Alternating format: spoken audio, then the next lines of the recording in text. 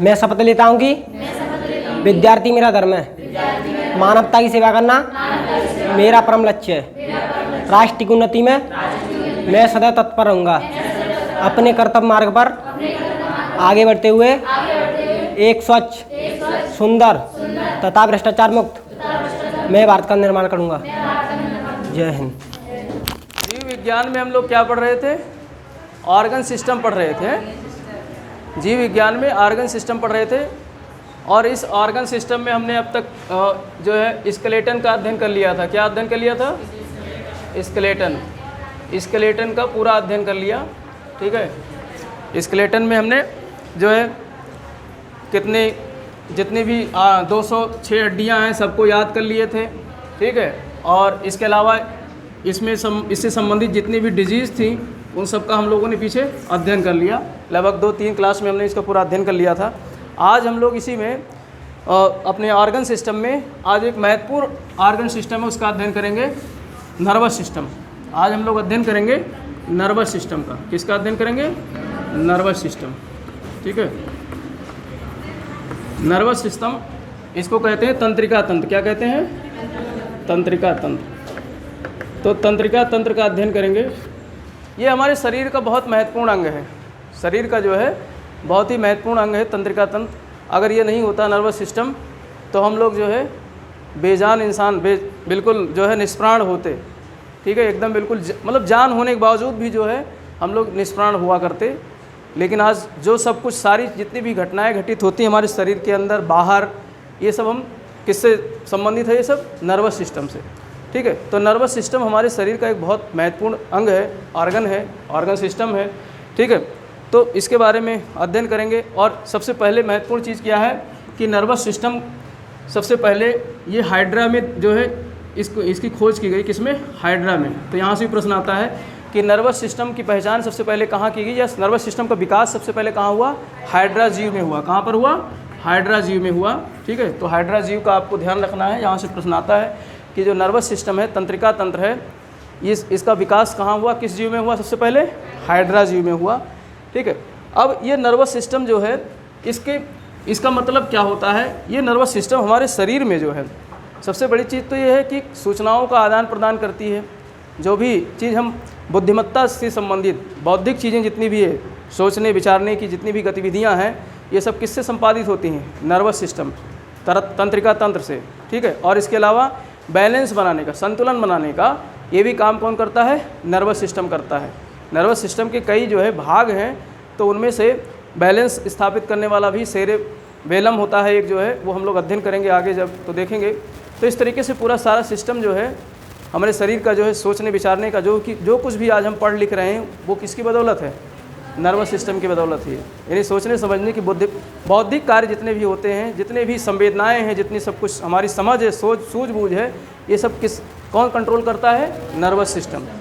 ठीक है, तो नर्वस सिस्टम में सबसे महत्वपूर्ण जो इकाई है इसकी, एक कार्यात्मक इकाई है, न्यूरॉन के नाम से जानी जाती है। क्या है? न्यूरॉन्स। ठीक है, तो न्यूरॉन्स के बारे में जो है थोड़ा सा हम लोग चर्चा करेंगे। न्यूरॉन जो है नर्वस सिस्टम की सबसे महत्वपूर्ण इकाई है और एक कार्यात्मक इकाई है, एक फंक्शनल यूनिट है। नर्वस सिस्टम की फंक्शनल यूनिट कौन सी है? जो है न्यूरॉन्स है। तो ये न्यूरॉन्स के बारे में जानना है। हमने पढ़ाया था जब कोशिका विभाजन हम पढ़ रहे थे कोशिका के बारे में, तो हमने देखा था कि न्यूरॉन्स में कोशिका का विभाजन नहीं होता है। हमारे शरीर का वो कौन सा अंग है जिसमें कोशिका विभाजन नहीं होता है? तो किस में नहीं होता है? न्यूरॉन्स में, या जो है नर्वस सिस्टम में। ठीक है, नर्वस सिस्टम इसी का जो न्यूरॉन्स एक इकाई है, तो चाहे नर्वस सिस्टम को या न्यूरॉन्स को, दोनों में नहीं होता है, कोशिका का विभाजन नहीं होता है। पहली एक ही बार जब कोई भी इंसान जन्म लेता है तब पहली बार ही इसके न्यूरॉन्स में क्या होता है? कोशिका का विभाजन होता है, और उसके बाद में उसके मतलब न्यूरॉन्स में कोशिका का विभाजन नहीं होता है। इसलिए हमारे शरीर का वो कौन सा अंग है जिसमें कोशिका विभाजन नहीं होता है? न्यूरॉन है, और सबसे महत्वपूर्ण कार्यात्मक इकाई है, फंक्शनल यूनिट है। और हमारे शरीर में करीब 100 अरब न्यूरॉन्स पाए जाते हैं। कितने? 100 अरब। इतने न्यूरॉन्स पाए जाते हैं, जिसमें सबसे अधिक हिस्सा हमारे ब्रेन में होता है। कहाँ होता है? ब्रेन में होता है। न्यूरॉन्स के 100 अरब में से अधिकांश हिस्सा हमारे ब्रेन में होता है, बाकी का स्पाइनल कॉर्ड और अन्य जगहों पे होता है। तो न्यूरॉन्स हमारे शरीर में सबसे अधिक भागों में बटा हुआ एक कार्यात्मक इकाई है। और अगर इसकी बात करें तो ये न्यूरॉन्स 3 भागों में बटा होता है। न्यूरॉन्स के 3 भाग होते हैं, एक होता है साइटोन, एक होता है साइटोन, दूसरा होता है डेंड्रोन, दूसरा क्या होता है डेंड्रोन, और तीसरा होता है एक्सोन। तो ये आपको याद रखना है, न्यूरॉन्स, कोई भी जो न्यूरॉन्स होती है उसके 3 भाग होते हैं, कौन कौन से, साइटोन, डेंड्रोन और एक्सोन। इसका चित्र हम बनाने का प्रयास करेंगे। देखो ये जो है आपका क्या है, साइटोन है, ये क्या है, साइटोन है, ठीक है। और इस साइटोन में ये क्या निकले हैं, डेंड्रोन, ये क्या निकले हैं, डेंड्रोन। अब भाई बायो के टीचर जो पढ़ाते होंगे वो तो बड़ा अच्छे तरीके से चित्र बनाते होंगे, लेकिन वो चित्र काम नहीं आएगा परीक्षा में। वो काम आता है कि नहीं? उस चित्र को अगर बनाने लगोगे अपनी कॉपी में तो पता चले 3 घंटा ऐसे निकल जाएंगे। तो ऐसे ही बनाना चाहिए। तो इस तरीके से ये जो है क्या है, डेंड्रोन है, ठीक। और इसमें एक पूँछ लगी हुई है, ये क्या लगी है, पूँछ, ठीक है। इसी पूँछ को कहते हैं एक्सोन, इसको क्या कहते हैं, एक्सोन। ये पूँछ नुमा संरचना है। और ये क्या है, साइटोन है, ये क्या है, साइटोन। साइटोन अर्थात इस सेल की क्या है, बॉडी है, इसकी क्या है, ये बॉडी है, ठीक है। तो साइटोन क्या है, मुख्य रूप से जो न्यूरॉन है उसकी क्या है, बॉडी है, उसका शरीर है। अब इसमें केंद्रक भी पाया जाता है। इस जो है न्यूरॉन में एक क्या होता है, केंद्रक होता है, न्यूक्लियस पाया जाता है। हमने सेल पढ़ा था ना, तब पढ़ा था वहाँ पे, न्यूक्लियस सेल में पाया जाता है कि नहीं पाया जाता है। तो इसमें एक न्यूक्लियस भी पाया जाता है। हर जो है न्यूरॉन्स में क्या होता है, न्यूक्लियस। और माइटोकॉन्ड्रिया भी पाई जाती है। माइटोकॉन्ड्रिया को क्या कहा जाता है, पावर हाउस। माइटोकॉन्ड्रिया भी इसमें पाई जाती है। तो ये माइटोकॉन्ड्रिया हो गया, और ये एक्सॉन हो गया, और ये साइटोन हो गया। और ये पूँछ ऐसे बाहर निकलती चली जाती है। फिर इसमें जो है ऐसे डेंड्रॉन फिर निकल आते हैं इस तरीके से, दूसरी डेंड्रॉन और मिल जाती है, ठीक है। तो ये इसको टर्मिनल बोलते हैं, क्या बोलते हैं, टर्मिनल, सही। तो ये इसका टर्मिनल है। और यहीं से फिर दूसरी न्यूरॉन ऐसे जुड़ जाती है, इसी से एक न्यूरॉन और जुड़ जाती है। तो इस तरीके से सारे न्यूरॉन एक दूसरे से क्या है, जुड़े होते हैं।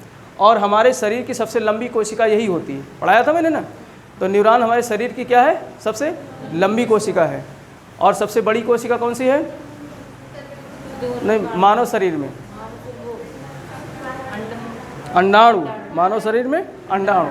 और सबसे छोटा शुक्राणु, स्पर्म, ठीक है। तो इस तरीके से, और सबसे लंबी न्यूरॉन, भूलते मत जाओ, सबसे लंबी क्या है, न्यूरॉन।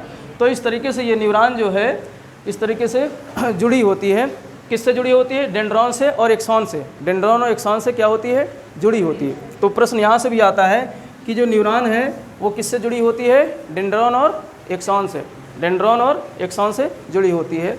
तो एक न्यूरॉन का चित्र हो गया। इस तरीके से हमारे शरीर में लगभग 100 अरब न्यूरॉन्स हैं। कितने, 100 अरब। कल्पना भी नहीं कर सकते हो, इतनी गिनती भी नहीं कर सकते हो। 100 अरब को कैसे लिखेंगे, 10 की पावर 11, इस ऐसे लिखते ना, 10 की पावर 11 लिखेंगे तब 100 अरब हो जाएगा ये। तो इतना ज़्यादा हमारे अंदर क्या है, न्यूरॉन्स पाए जाते हैं, ठीक है। तो ये इससे संबंधित कुछ महत्वपूर्ण बातें थी जो हमारे शरीर के अंदर जो है नर्वस सिस्टम इसी तरीके से बना हुआ। अगर ये न्यूरॉन्स नहीं होते तो आज जितनी भी हम चीज़ें संपादित करते हैं, मान लो यहाँ पर हमारे चोट लगी या किसी ने घाव कर दिया या कुछ हो गया, तो ये सब सूचनाएं यही सब प्रदान करती हैं, ठीक है। तो इस तरीके से सारे तंत्र मिले हुए हैं। अब नर्वस सिस्टम के बारे में देखेंगे। ये 3 प्रकार के होते हैं। नर्वस सिस्टम कितने प्रकार के होते हैं, 3 प्रकार के होते हैं। नर्वस सिस्टम के 3 प्रकार होते हैं। एक होता है आपका सेंट्रल नर्वस सिस्टम, एक होता है central nervous system. Nervous system को NS लिखेंगे, कोई दिक्कत नहीं। और दूसरा होता है पेरीफेरल। दूसरा क्या होता है, पेरीफेरल, हिंदी में लिख देंगे। और तीसरा होता है आपका ANS, ऑटोनोमस। तीसरा होता है ऑटोनोमस नर्वस सिस्टम और पेरीफेरल नर्वस सिस्टम, हिंदी में लिख देते हैं।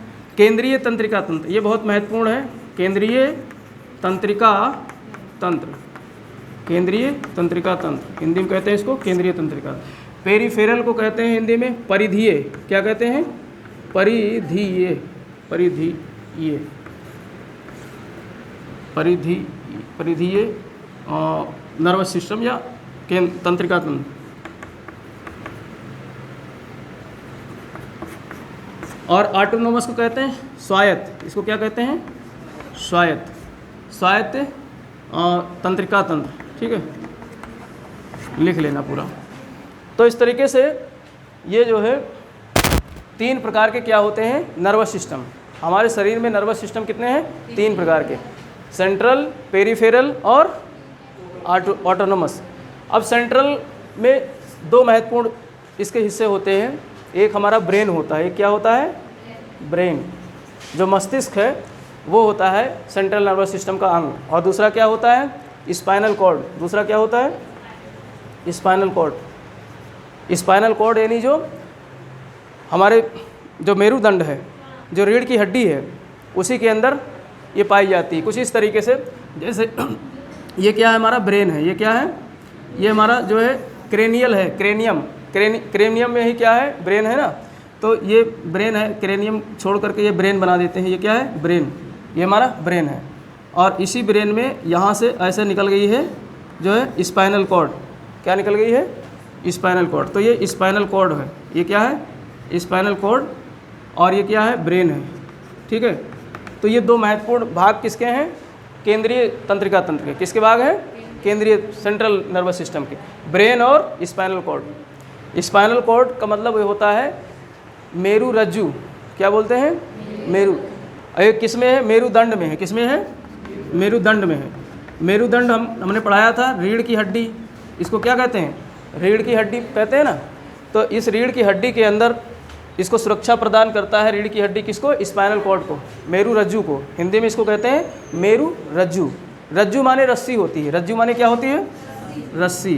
तो रज्जु माने रस्सी होती है, रज्जु माने रस्सी होती है, और ये रस्सी नुमा एक संरचना है, रस्सी नुमा एक पतली सी संरचना है। और इसको सुरक्षा कौन प्रदान करती है, मेरुदंड, रीढ़ की हड्डी। चारों तरफ से रीढ़ की हड्डी का ढांचा होता है, उसके अंदर एक रस्सी नुमा संरचना होती है। और ये इसको दूसरा ब्रेन भी कहते हैं, स्पाइनल कॉर्ड को सेकंड ब्रेन कहते हैं। हमारा पहला ब्रेन तो हमारा क्या हो गया, मस्तिष्क हो गया, जो लगभग 1400 ग्राम का वजन होता है, 1400 ग्राम, यानी लगभग 1.5 किलो का हमारा ब्रेन होता है। कितना बड़ा होता है, ब्रेन का वजन लगभग 1400 ग्राम होता है, इतना, ठीक है। और इसके 3 मुख्य हिस्से होते हैं, जो हम लोग आगे डिटेल से पढ़ेंगे। तो इस तरीके से ये केंद्रीय नर्वस सिस्टम के 2 भाग हो गए, ब्रेन और स्पाइनल कॉर्ड। और दूसरा है पेरिफेरल, परिधीय तंत्रिका तंत्र। कौन सा, परिधीय।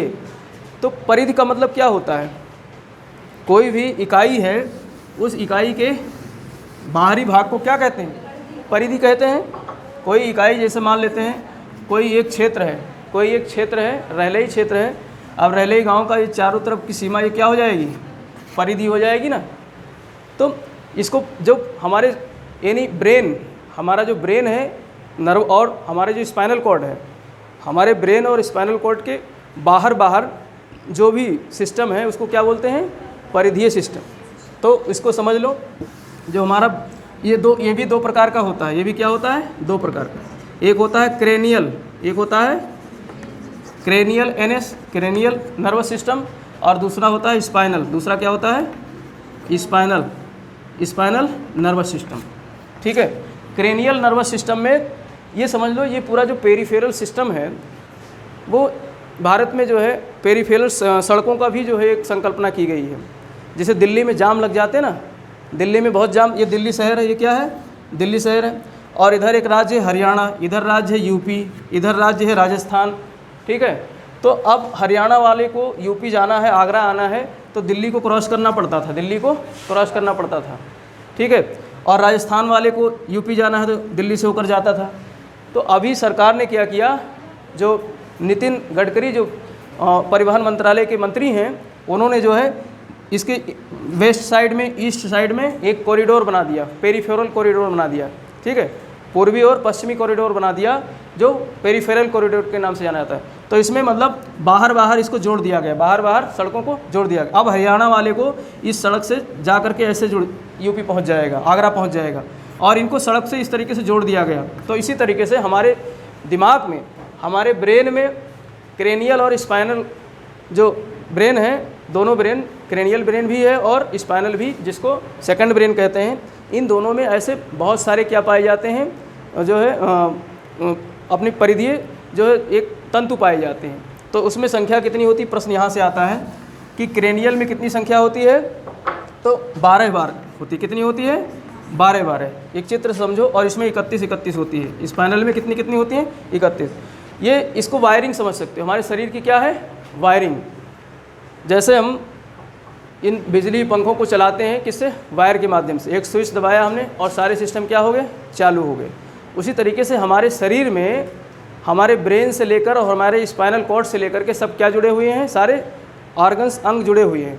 जैसे ही हमको कहीं पे कोई चिकोटी काटता है, तुरंत इसकी सूचना, हाथ में काटा तो डायरेक्ट ब्रेन को डायरेक्ट पता थोड़े नहीं चलेगा। कैसे पता चलेगा? स्पाइनल कॉर्ड से।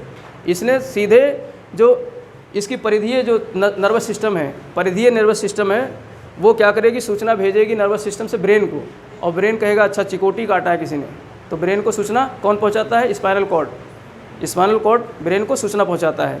ठीक है, इसीलिए आजकल क्या होता है, डॉक्टर जब ऑपरेशन करते हैं तो सीधे इंजेक्शन गर्दन में घुसेड़ देते हैं। गर्दन यहीं से जो है ब्रेन से हमारा वो जुड़ा हुआ है क्या? Nervous system. तो सीधे नर्वस सिस्टम को ही डिस्कनेक्ट कर देते हैं क्षणिक समय के लिए, कुछ समय के लिए, जब तक ऑपरेशन करके और इंसान को जो है होश में न लाना हो। तो पहले एनेस्थीसिया देते थे। एनेस्थीसिया में जो है कभी कभी आदमी ऑपरेशन के समय ही जो है होश में आ जाता था, बड़ी दिक्कत होती थी। और अब वो क्या करते हैं? नर्वस सिस्टम को ही डिस्कनेक्ट कर देते हैं इंजेक्शन के माध्यम से, जिससे लंबे समय तक यानी 2-4 घंटे आदमी जो है बेहोश रहेगा, क्योंकि यहाँ कुछ भी काटेंगे पीटेंगे उसकी सूचना ब्रेन को नहीं जाएगी। सूचना कौन पहुँचाता है? Spinal cord. और स्पाइनल कॉर्ड का जो है कनेक्शन काट दिया, इसकी वायरिंग बीच से काट दी जाती है, और वायरिंग काट दी तो करंट प्रवाह नहीं हो रहा है। तो हाथ में कुछ भी करते रहो, आदमी देखता रहेगा लेकिन उसको पता ही नहीं चलेगा, क्योंकि सूचना भेजने वाला क्या हो गया? सो रहा है। ब्रेन तो जीवित है, लेकिन उसको बीच का कनेक्शन काट दिया गया तो उसको सूचना नहीं पहुंच रही है। तो इसलिए जो है जो परिधीय तंत्रिका तंत्र है वो यही काम करता है। इसको देखते हैं हम लोग, एक चित्र के माध्यम से समझते हैं। जैसे ये हमारा क्या है? ब्रेन है। ये क्या है? ब्रेन है। ठीक, ये ऐसे समझो, ये मैं पीछे खड़ा हूँ ना, ये ब्रेन है, यही क्या है? ब्रेन है।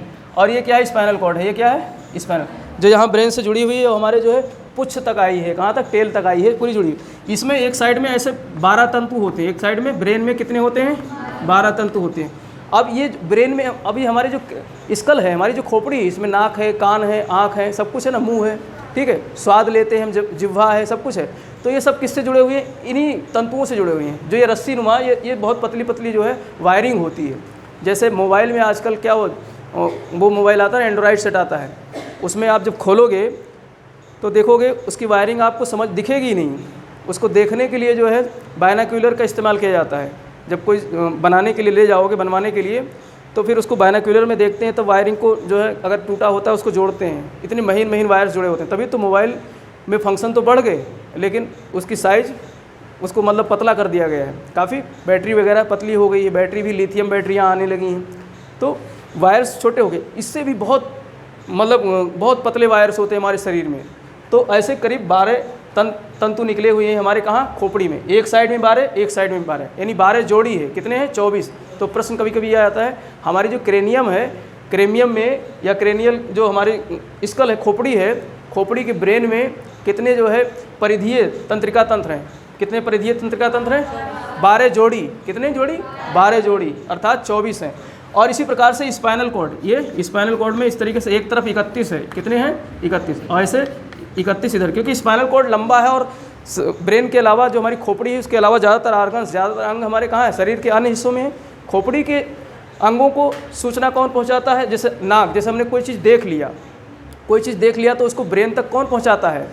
ये परिधीय तंत्रिका तंत्र यही पहुँचाते हैं ना। परिधीय तंत्रिका तंत्र, कोई चीज़ देखा हमने तो इन्होंने तुरंत ब्रेन को पहुँचा दिया और उसने पहचान लिया कि अच्छा वो जो है लड़की है, ये जो है लड़का है, ये दीवार है, ये पंखा है, ये मोबाइल है, ये घड़ी है। इस तरीके से ना हम आँख से देखा। और जो सुनते हैं उस चीज़ को कान के माध्यम से, कान से एक वायर जुड़ा हुआ है, यहाँ से एक वायर गया है कहाँ? कान में। तो जो कुछ हमने सुना वो दिमाग को पहुंच गया। तो इस तरीके से इसको परिधीय तंत्रिका तंत्र बोलते हैं। तो ये सब एक तरीके से वायर्स हैं, हमारे शरीर की वायरिंग की हुई है। कुछ इस तरीके से अगर हम संरचना बनाएंगे इंसान की, तो ऐसे ये हाथ आया हुआ है, अब हाथ में सारे ये तंतु सारे इस तरीके से एक एक पतले पतले वायर हाथ के सारे कोशिकाओं से जुड़ी हुई हैं, सबसे जुड़ी हुई। तभी तो कहीं भी हाथ में हम क्या करें, कुछ भी चूहे तुरंत पता चल जाता है ना, क्योंकि यहाँ से जैसे ही करंट लगेगा, जैसे ही आप दबाओगे, दाब डालोगे, तुरंत इस वायर से करंट पहुँचेगा स्पाइनल कॉर्ड में, और स्पाइनल कॉर्ड तुरंत करंट पहुँचाएगा ब्रेन को। तो ब्रेन ये साधने का काम करता है, सूचना का आवाहन करता है, आदान प्रदान करता है हमारे शरीर के अन्य हिस्सों। तो 31 जोड़ी जो है ये है, 31 जोड़ी का मतलब कितने हो गए? 62। तो 62 हमारे परिधीय तंत्रिका तंत्र कहाँ है? स्पाइनल कॉर्ड में है, क्योंकि यहाँ से लेकर इस गर्दन से लेकर के पूरा शरीर पैरों तक सारी जो है स्पाइनल कॉर्ड किसी न किसी माध्यम से जुड़ी हुई है। तो ये 31 वायर निकले हुए हैं। अब इन 31 वायर से सारे शरीर के सारे फंक्शंस क्या हैं? जुड़े हुए हैं, बहुत महीन तार जुड़े हुए हैं। तो इस तरीके से ये यहाँ से करंट प्रवाहित होता है। ठीक, तो इसको परिधीय तंत्रिका तंत्र समझते हैं। हमारे ख्याल से समझ में आ गया होगा। ठीक है, इससे प्रश्न ज़्यादा नहीं आते, बस ये नंबर पूछ लेता है कि क्रेनियल में कितनी परिधीय तंत्रिका तंत्र हैं? 12 जोड़ी। और स्पाइनल में कितनी परिधीय तंत्रिका तंत्र हैं? 31 जोड़ी। ठीक है, और इसके फंक्शन को मैंने समझा दिया है कैसे कार्य करती हैं। जो मुख्य हमारा टॉपिक क्या है? ये सेंट्रल नर्वस सिस्टम है। इसका बहुत गहराई से अध्ययन करना है, क्योंकि यहाँ से प्रश्न ज़्यादा आते हैं। और एक है ऑटोनोमस। ये क्या है? ऑटोनोमस, स्वायत्त तंत्रिका तंत्र। अब यहाँ पर स्वायत्त का मतलब ये होता है कि कभी कभी कुछ घटनाएं हमारे शरीर में ऐसी हो जाती हैं जिसकी हम कल्पना नहीं करते हैं। हमने बताया ना कि स्पाइनल कॉर्ड हमारा सेकेंड ब्रेन है, और कभी कभी हम किसी बहुत जो है विचित्र सोच में डूब जाते हैं, तो दिमाग हमारा व्यस्त हो जाता है।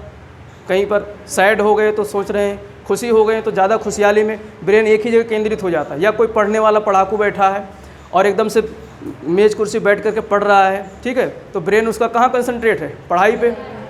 फिर अब दिमाग तो वहाँ लगा हुआ है। अब दिमाग ने मतलब एक जगह कंसंट्रेट कर रखा है, और दिमाग कंसंट्रेट कर रखा है, लेकिन उसने कहा भैया देखो ऐसा शरीर हमारा बाकी का हिस्सा है, शरीर में कुछ भी होता है तो संभालना किसको? स्पाइनल कॉर्ड को। उसने कहा तुम्हें इंचार्ज बना देता हूँ। ब्रेन ने कहा स्पाइनल कॉर्ड को तुमको क्या बना देता हूँ? इंचार्ज। क्योंकि बंदा पढ़ रहा है, मेरा कंसंट्रेशन उधर है, बंदा पढ़ रहा है तो मेरा कंसंट्रेशन उधर है। और इंचार्ज किसको बना दिया है? Spinal cord. अब इस स्पाइनल कॉर्ड के पास तो 31 तंत्रिकाएँ हैं, 31 जोड़ी हैं। क्या है मतलब? नर्वस वो पेरीफेरल नर्वस सिस्टम है, और सब जुड़ी हुई हैं। तो जैसे ही मान लो कोई पढ़ रहा है, पीछे से आकर के कोई जो है उसका रूममेट या कोई ऐसा आकर के पीछे से हाथ रखता है, और वो पढ़ रहा है, हॉरर किताब पढ़ रहा है, जो है ऐसे डरावनी कहानी, उसमें जो चुड़ैल एक घुसती है घर के अंदर, और जो है उसमें दरवाज़ा खोलता है, ऐसे पढ़ते हैं ना, तो अचानक कोई पीछे से आ जाए, हाथ रख जाए, अरे ऐसे हो जाता ना शरीर, तो मतलब एकदम चौंक उठता है, आदमी चौंक उठता है। तो इस प्रकार की घटना किससे होती है? स्पाइनल कॉर्ड ने आदेश भेजा अचानक। उसने कहा कि सभी लोग अपने अपने काम पे लग जाओ। स्पाइनल कॉर्ड ने सभी पेरीफेरल तंत्रिकाओं से कहा कि हमारा भाई जो बड़ा वाला भाई है दिमाग, वो एकदम एक काम में लगा हुआ, पढ़ाई कर रहा है बंदा, तो वहीं पढ़वा रहा है उसको, और काम तुमको करना है स्पाइनल। और स्पाइनल कॉर्ड कहता गुरुजी कोई बात नहीं, मैं संभाल लूँगा। तो उसने अपने सारे फंक्शन को रेडी कर दिया कि शरीर में कहीं भी कोई भी घटना हो तुरंत जो है भेजना है हमको सूचना ब्रेन को। अब जैसे ही किसने हाथ रखा तो सारे उसके तंत्र सारे एकदम से एक्टिव हो जाते हैं, सारे एकदम से एक्टिव हो जाएंगे, और एक्टिव होकर के एकदम से आपको चौंका देंगे। तो चौंकने वाली घटना कौन कराता है? ये ऑटोनोमस नर्वस सिस्टम। मतलब यहाँ पर अचानक घौच पोच हो जाता है, घौच पोच, सारे नर्वस सिस्टम के सारे तंत्र अचानक काम करने लगते हैं। तो घौच पोच होने की वजह से समझ नहीं पाता है आदमी कि क्या हो गया। तो इसको, इस ऑटोनोमस नर्वस सिस्टम को भी दो भागों में बांटा गया है। एक है आपका अनुकंपीय, और इसको कहा गया परा अनुकंपीय। क्या कहा गया है? परा अनुकंपी। ठीक है, अनुकंपी और परा अनुकंपी। तो ऑटोनोमस नर्वस सिस्टम होता है अनुकंपी। जैसे ही मान लो, जैसे ही हमने क्या किया, जैसे हमारे सामने क्या आ गया? एक सांप आ गया। जैसे हमारे सामने एक सांप आ गया, अब हम मतलब दिमाग तो हमारा कहीं है, मैं तो क्लास में पढ़ा रहा हूँ, तो पढ़ाने में हमारा ब्रेन व्यस्त है, और बाकी के शरीर के बाकी के सिस्टम को कौन संभाल रहा है? स्पाइनल कॉर्ड संभाल रहा है। ठीक है, क्योंकि वो भी तो ब्रेन का काम है, वो छोटा भाई है ना, अपन का ब्रेन का छोटा भाई है। तो हमारा कंसंट्रेशन तो पढ़ाई कराने में, और क्लास के अंदर से इधर से काला नाग घुसता चला आ रहा है, एकदम से पूरे एकदम सारे हमारे स्पाइनल कॉर्ड क्या हो जाएंगे? डर जाएंगे, मतलब उस जो है एकदम से अलर्ट हो जाएगा, और सूचना एकदम से करंट भेजेगा दिमाग को। तो दिमाग एकदम से चौंक, एकदम जागेगा ना, इधर से हटेगा, अपना कंसंट्रेशन हटाएगा, तो एकदम से जागेगा। तो हमारे शरीर के अंदर जो है एक जो प्रतिक्रिया होगी चौंकने की, तो उसमें क्या होगी? शरीर के रोंगटे खड़े हो जाएंगे। ठीक है, एकदम से हमारा थूक सूख जाएगा, मुंह सूख जाएगा ना, थूक एकदम बिल्कुल लील जाएंगे, मुंह गिग्गी बन जाएगी, मुंह से आवाज़ ही नहीं निकलेगी। होता नहीं है ऐसे? गिग्गी बंधना मतलब मुंह से एकदम बिल्कुल आवाज़ ही बंद हो जाना। तो ये घटना जो होती है इसको बोलते हैं अनुकंपीय। इस घटना को क्या कहते हैं? अनुकंपीय। इसको कहते हैं अनुकंपी घटना। अब एक बार ऐसे हमारे साथ हादसा हो गया था, छोटे थे हम, तो पिताजी के साथ दौड़ने जाया करते थे, ठीक है, ऐसे रहे होंगे, जो है 4वीं-5वीं क्लास में पढ़ने वाले थे, तो पापा के साथ दौड़ने जाते थे, गांव में रहते थे। तो गांव में पहले आज जैसे सड़कें नहीं हैं, पहले लीक हुआ करती थी, ठीक है, जो रेत से भरी होती थी। अगल बगल खेत होते थे जो थोड़ा ऊंचे होते थे, और जो चलने वाला जो रास्ता होता था वो थोड़ा सा गहराई में होता था, और मेड़ उसकी ऊंची होती थी, उसी में पानी भी चलता था बरसात में, और उसी में हम लोग भी पैदल और साइकिल से, लड़िया बैलगाड़ी सब चलती थी उसी में।